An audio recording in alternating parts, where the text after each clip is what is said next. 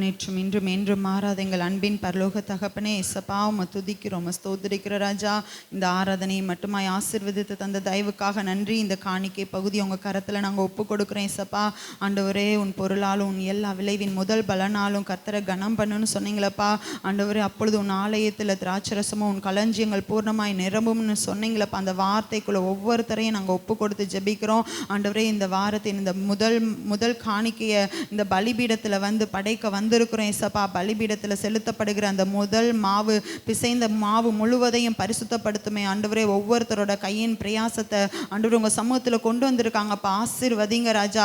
ஆண்டவரே, அவங்களோட முழு அந்த பணமும் ஆசீர்வதிக்கப்பட்டதாக மாறட்டும். வீணான செலவுகளுக்கு ஆண்டவரே, சடுதியாய் வருகிற செலவுகளுக்கு, வீணான ஆண்டவரே மருத்துவ செலவுகளுக்கு எல்லாம் விலக்கி பாதுகாத்து கொள்ளுங்க ராஜா.